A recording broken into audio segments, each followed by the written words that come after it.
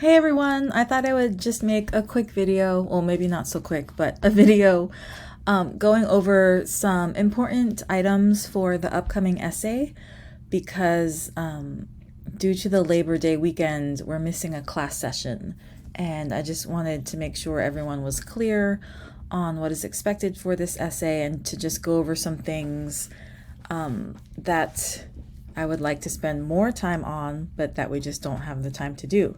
So I'm in the Blackboard course. I'm going to go into week 1, and I will scroll down all the way to the bottom where we have this folder here called Rhetorical Analysis Essay Instructions and Resources. So I do encourage you, I do encourage you to read through this again and, just focus on the instructions, because a lot of times questions that students have can be answered by just reading the instructions really carefully, but I will highlight a couple of things. So for this essay, you are going to choose one of these 2 articles here to critique. And I've assigned these articles already for Wednesday. Everyone needs to annotate them, so you will read both of them. But for the essay, you'll choose one or the other, and you'll be writing a critique, an analysis of the rhetorical strategies that the authors use in order to support their argument. So I'm just going to scroll down here. And one of the most critical things that an essay includes is a solid thesis statement. Without a thesis statement, you're not writing an argument. You're just writing a report or a narrative. And this first essay will be an argument. You are going to argue that the author of the article either effectively used rhetorical strategies to support their argument, or you will argue that they did not effectively use strategies. You can also have a combination of both, right? Which is what I showed you here on Wednesday. Your thesis statement can indicate that the author was effective in using maybe 2 strategies, but was not effective because it didn't effectively use another strategy. So I'm going to click on this link here, how to write a solid thesis statement. I feel like this website very clearly explains how to write a thesis statement that includes that blueprint or roadmap. Those words are interchangeable. A blueprint and a roadmap, it's the same thing. So if you think about what a blueprint is, if an architect draws up a blueprint, those are the plans for the building, right? Just like a roadmap helps you to plan out your trip. So in the same vein, a thesis with a blueprint includes a plan for the essay. I know this page is very busy. There's a lot of text on it, but just try to focus on the information that I'm highlighting right here. Okay, so it says a good thesis is not merely a factual statement, right? We talked about that. You can't argue a fact. Your thesis has to present an argument, something that is your opinion that you will try to argue and support. In addition to that opinion piece, your thesis also needs to have this reasoning blueprint or roadmap, as I also call it. So here's an example of a good thesis with a blueprint. The biography Black Elk Speaks challenges the Western genre stereotype of the, quote, savage Indian, unquote, through its attention to cultural detail, its use of Indian words, and its direct quotes from Black Elk. So what is this writer's opinion?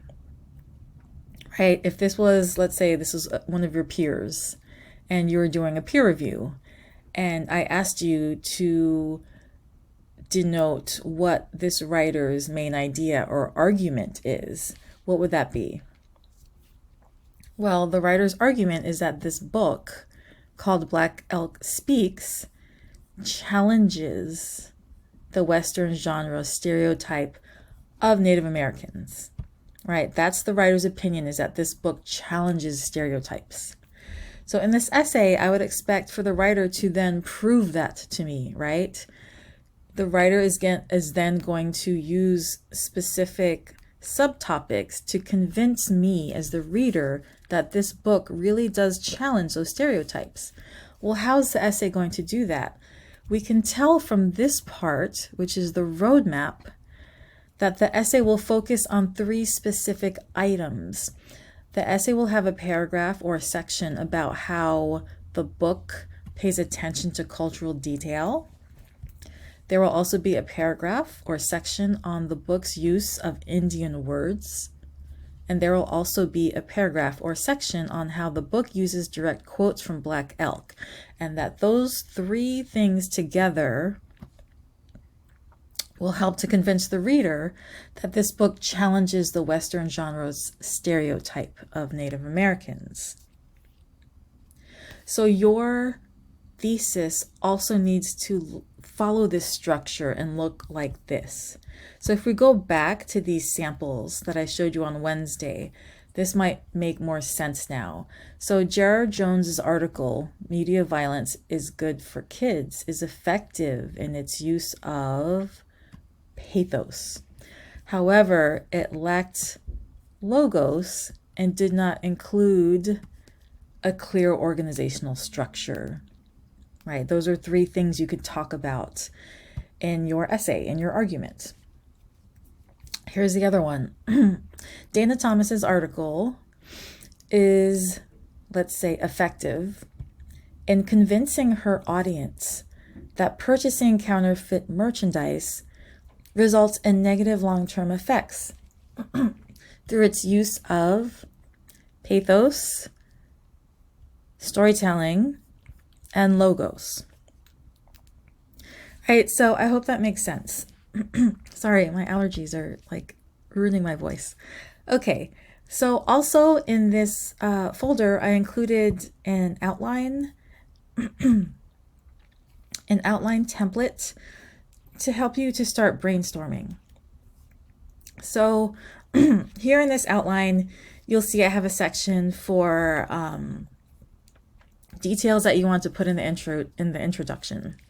So this is when we did a topic of media violence, but you guys aren't writing about media violence. So brainstorm some details that you want to put in your introduction. As you recall, on Wednesday, we looked at the organization chart for the essay, and I told you that in the introduction, you want to include the rhetorical context of the issue that the article is exploring.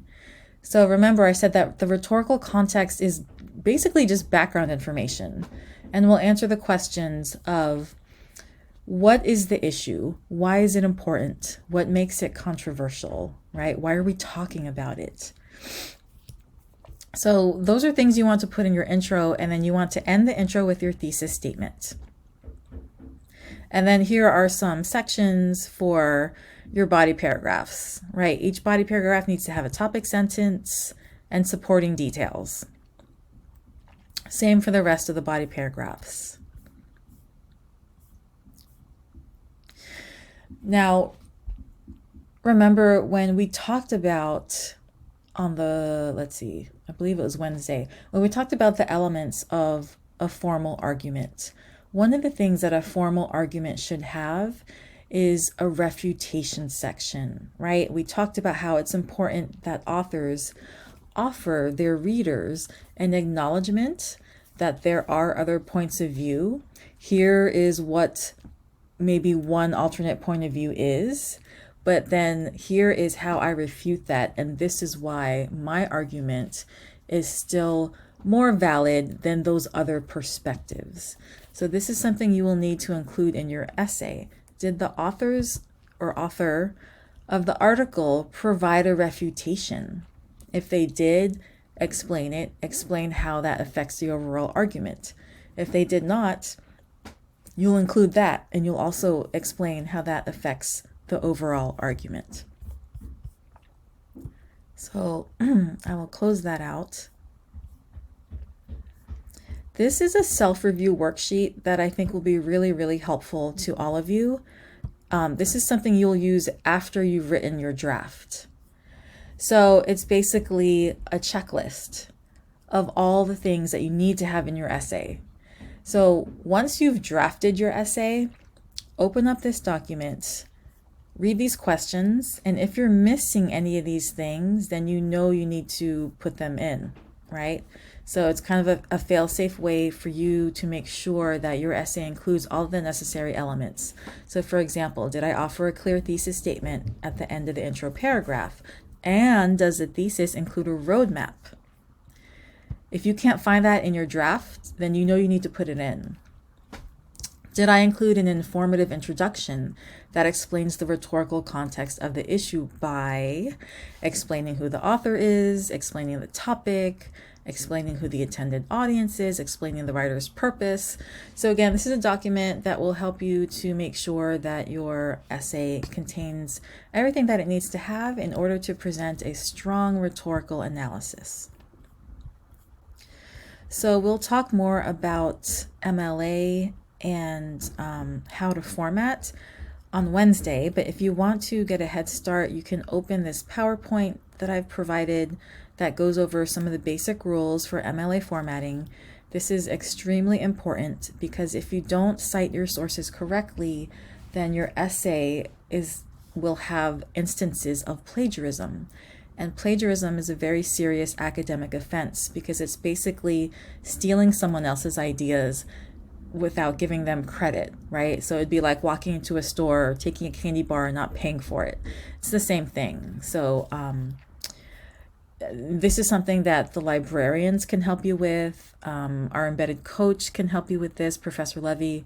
If you have questions, you can email me as well. So we will talk more about that on Wednesday. So just as a reminder, this essay is due Friday, September 10th at 11:30 p.m. So I have that right here. So that's a week from today, which is the day that I'm going to send this video out. So you definitely need that full week. I would start by brainstorming this weekend, trying to create a thesis statement with a blueprint. And of course, you can't do this until you read those 2 articles and annotate them very carefully. So make sure you read those articles, annotate them, and then the next step would be to choose one of these 2. I know one's much longer than the other. In a way, the longer article is a little bit easier because there's more content to draw from, but either of these articles are good to analyze. Choose one. Think about what your argument is, right? Was the author effective? Were they not effective? Were they effective in some ways but not others? Think about what your argument will be. Try to draft a thesis statement with that blueprint or that roadmap, and then I think you'll be much better prepared for class on Wednesday. All right, so I hope that is helpful, and I hope you have a good weekend. And just remember that the only reason we have Labor Day and workers' rights is because of labor unions. And you'll be reading about labor unions. All right, so I'll see you in class. Thanks.